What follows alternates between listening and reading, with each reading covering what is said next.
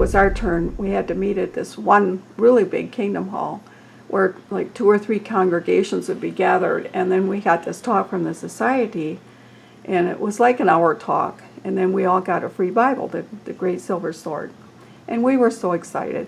I remember walking out of there holding this Bible like I was holding solid gold. It just felt so wonderful to me, like Jehovah was speaking to me through this Bible, because that's how good that talk was.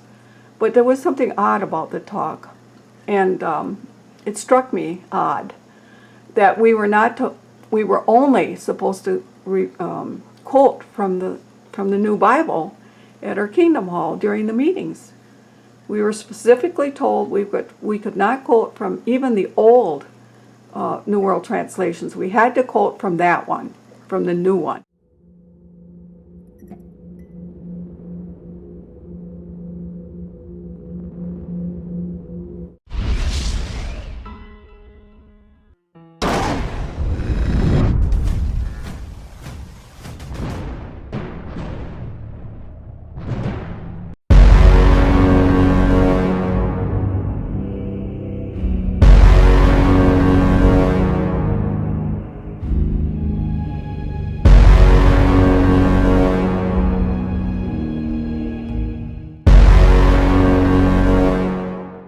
Saksi-saksi Yehuwa percaya bahwa Alkitab terjemahan milik mereka, yaitu Kitab Suci Terjemahan Dunia Baru, adalah terjemahan paling akurat dibandingkan dengan terjemahan Alkitab lainnya. Pertanyaannya adalah, benarkah Kitab Suci Terjemahan Dunia Baru itu baik dan akurat? Di dalam video ini, saya ingin membuktikan bahwa Alkitab Saksi-saksi Yehuwa itu tidaklah akurat. Dan bahkan Alkitab Saksi Yehuwa disisipkan dengan pembenaran-pembenaran agar cocok dengan teologi menara pengawal yang dianut Saksi-saksi Yehuwa. Sebelum membahasnya, saya menemukan sebuah channel dari seorang istri mantan penatua yang mengungkapkan beberapa hal menarik, yang mana sebagai orang luar, kita tidak akan tahu propaganda menyesatkan dari organisasi menara pengawal tentang situs resmi Saksi Yehuwa, yaitu jw.org. Dan saya tidak tahu apakah masalah yang disampaikannya itu juga terjadi di Indonesia, tetapi jelas terjadi di Amerika. Pertama, mantan Saksi Yehuwa ini mengatakan bahwa meskipun situs resmi Saksi-saksi Yehuwa, yaitu jw.org, memuat berbagai terjemahan lainnya seperti King James Version dan American Standard Version, tetapi ternyata Saksi-saksi Yehuwa dilarang menggunakan terjemahan tersebut. Saksi-saksi Yehuwa hanya diperbolehkan memakai terjemahan mereka sendiri. Kedua, ini yang sangat aneh bin ajaib, yaitu bahkan Saksi-saksi Yehuwa dilarang menggunakan terjemahan yang lama milik mereka sendiri, yaitu Terjemahan Dunia Baru edisi 1984. Dan Saksi-saksi Yehuwa hanya diperbolehkan menggunakan terjemahan yang baru, yaitu edisi 2013. Tentunya, ini membuat saya bertanya-tanya, mengapa? Nah, ini yang akan menjadi topik bahasan video ini. Karena jika memang terjemahan Dunia Baru akurat dan benar, maka organisasi menara pengawal tidak perlu melarang anggotanya, Saksi-saksi Yehuwa, menggunakannya. Kecuali jika ada sesuatu yang disembunyikan, maka pelarangan memang dibutuhkan agar kejahatan tidak ditemukan. Mari kita dengar kesaksian menarik dari channel istri mantan penatua itu. And then this one Saturday, it was our turn, we had to meet at this one really big Kingdom Hall where like 2 or 3 congregations would be gathered, and then we got this talk from the society, and it was like an hour talk. And then we all got a free Bible, the Great Silver Sword. And we were so excited. I remember walking out of there holding this Bible like I was holding solid gold. It just felt so wonderful to me, like Jehovah was speaking to me through this Bible, because that's how good that talk was. But there was something odd about the talk. And it struck me odd that we were only supposed to quote from the new Bible at our Kingdom Hall during the meetings. We were specifically told we could not quote from even the old New World Translations. We had to quote from that one, from the new one. And I thought that was really odd, because up until then we were always allowed to quote from other Bible translations, but not to even use the old one. I thought, wow, I couldn't believe it. I thought that was really odd. Why was that? Well, at the time, I didn't realize it was in a cult. I mean, I knew it was dangerous because we couldn't have blood transfusions, but I didn't think of it as a cult.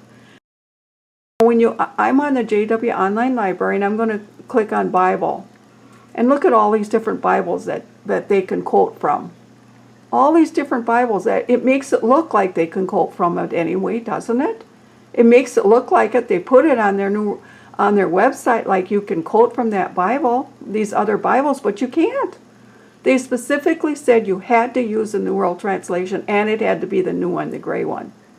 Now the reason is because these other Bibles, even on their website, disagree with the New World Translation. Even though they have these Bibles on their website, Jehovah's Witnesses are not allowed to quote from these other Bibles at their meetings. They can only quote from the New World Translation, and it has to be the new one. The new one, see, it says 2013, has to be the New World Translation from 2013 that they quote from. And if they dared to quote from any of these other Bibles, which are on their own website, at one of their meetings, they will be counseled to never do it again. This is shocking. This is shocking to the rest of the congregation if they would hear scriptures like this and these other Bible translations, even though they're on their website. This is a cult. Only a cult would do something like that. They pretend like they can use these other Bibles. When I came into that religion, I was absolutely told that we could use any Bible translation that we wanted to in our meetings. Any of them. But now, no, they cannot.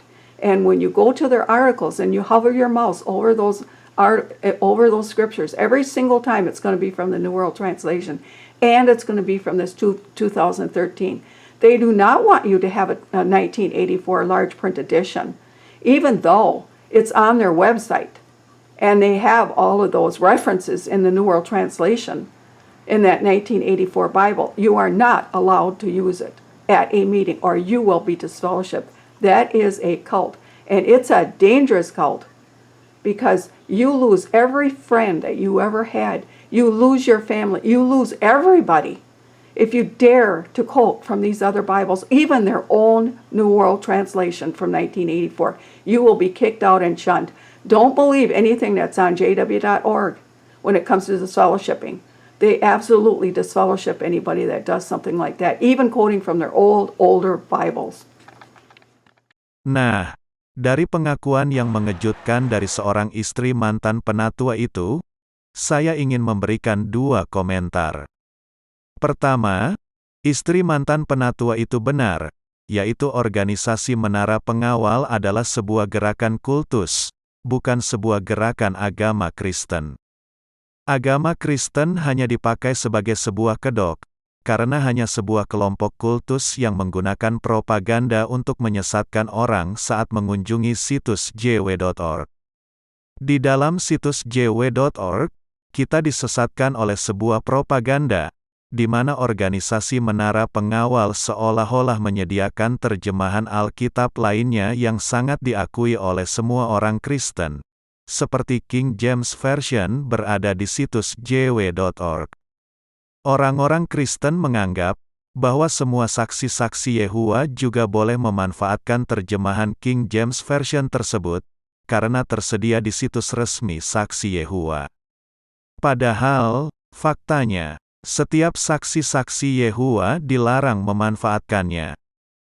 Dengan membatasi arus informasi keluar dan masuk, yang saksi-saksi Yehova berhak peroleh, ini membuktikan bahwa organisasi Menara Pengawal adalah sebuah kultus.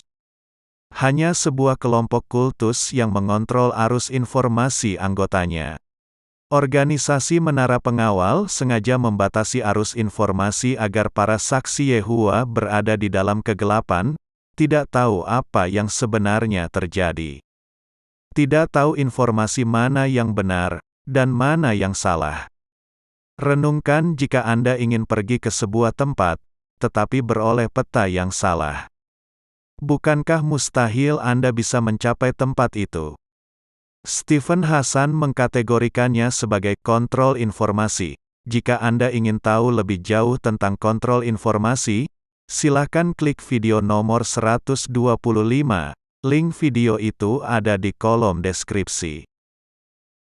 Kedua, yang luar biasanya, adalah organisasi Menara Pengawal juga melarang anggotanya memanfaatkan terjemahan Kitab Suci Dunia Baru, milik Saksi Yehuwa edisi yang lama. Mengapa demikian? Ada apa di Kitab Suci edisi yang lama, sehingga dilarang digunakan? Setelah saya mempelajarinya dengan seksama, saya menemukan dua ajaran Saksi Yehuwa yang disisipkan ke dalam teks Kitab Suci Terjemahan Dunia Baru agar cocok dengan ajaran Menara Pengawal.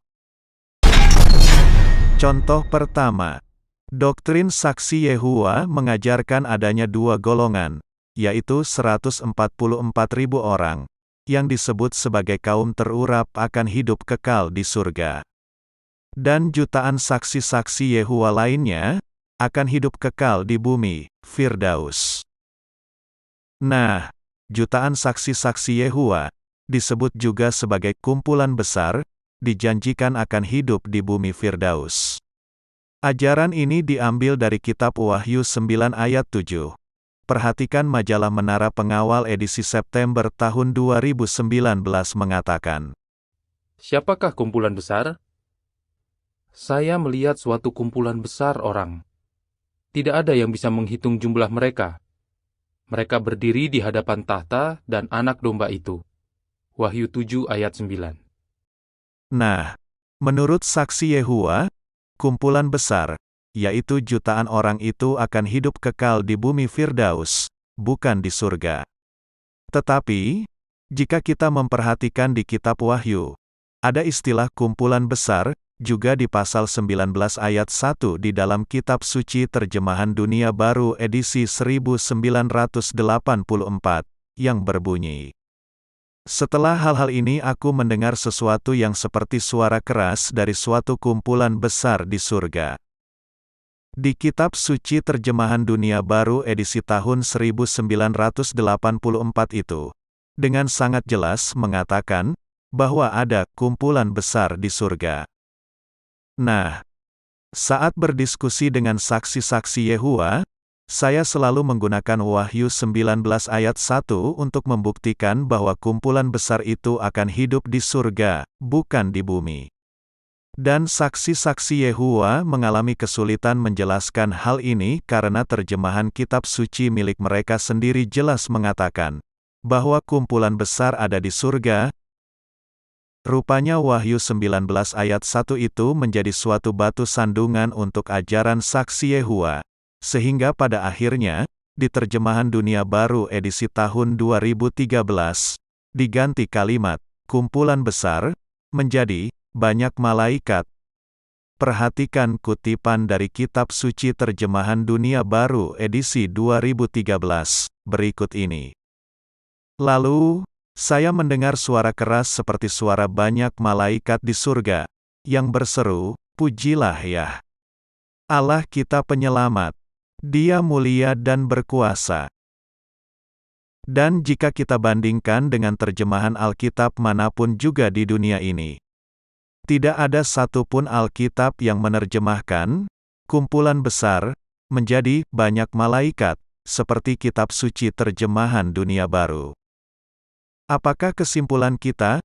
Terbukti bahwa Kitab Suci Terjemahan Dunia Baru milik Saksi Yehuwa dirubah sehingga ada sebuah perubahan makna yang signifikan untuk mendukung doktrin saksi-saksi Yehuwa. Sekarang kita bahas contoh kedua. Saksi-saksi Yehuwa melabel orang-orang yang keluar, atau murtad dari organisasi ini, sebagai orang sakit secara mental. Marilah kita lihat majalah Menara Pengawal edisi tanggal 15 Juli tahun 2011, yang mengatakan, peringatannya jelas, dan saudara pasti akan segera mengindahkannya. Orang murtad sakit secara mental, dan mereka berupaya menulari orang lain dengan ajaran mereka. Coba perhatikan referensi ayat yang digunakan yaitu 1 Timotius 6 ayat 3 dan 4. Mari kita lihat 1 Timotius 6 ayat 4 di Kitab Suci Terjemahan Dunia Baru edisi 1984, yang berbunyi, "Ia adalah orang yang besar kepala karena sombong, tidak mengerti apapun, tetapi sakit secara mental sehubungan dengan persoalan-persoalan, dan perdebatan tentang kata-kata. Dari hal-hal ini muncul kedengkian, percekcokan, cacian, kecurigaan yang fasik." Perhatikan frasa kalimat, sakit secara mental. Frasa kalimat, sakit secara mental ada di dalam teks Terjemahan Dunia Baru edisi tahun 1984. Dan jika kita bandingkan dengan terjemahan manapun juga di dunia ini, tidak ada yang menerjemahkan seperti organisasi Menara Pengawal menerjemahkannya. Sekarang, kita lihat Terjemahan Dunia Baru edisi tahun 2013, yang berbunyi, Orang itu sombong dan tidak mengerti apa-apa. Dia suka sekali mempersoalkan dan berdebat tentang kata-kata. Hal-hal ini menimbulkan perasaan iri, pertengkaran, fitnah, kecurigaan. Sungguh ajaib, dan luar biasanya organisasi Saksi Yehua. Organisasi Menara Pengawal dengan sengaja menyisipkan frasa kalimat, sakit secara mental di dalam teks Alkitab buatannya, hanya untuk memfitnah mantan saksi-saksi Yehua yang dilabelnya sakit secara mental. Apakah kesimpulan kita? Layakkah Kitab Suci Terjemahan Dunia Baru buatan saksi-saksi Yehua disebut sebagai terjemahan terbaik dan akurat? Sekarang, kita tahu alasan mengapa organisasi Menara Pengawal melarang anggotanya memanfaatkan terjemahan edisi tahun 1984, yaitu jika ada seorang saksi Yehua yang berpikiran terbuka, objektif dalam menilai, dan memiliki daya nalar yang baik. Maka saksi Yehua itu secara otomatis akan sadar bahwa kitab suci buatan Menara Pengawal tidaklah akurat dan dibuat hanya untuk pembenaran diri organisasi Menara Pengawal, dan dibuat hanya untuk menyesuaikan dengan doktrin Menara Pengawal. Semoga ada saksi Yehua yang menyaksikan video ini segera meriset lebih mendalam lagi organisasi Menara Pengawal. Apakah organisasi Menara Pengawal sebuah gerakan Kristen? Atau sebuah kultus berkedok agama Kristen?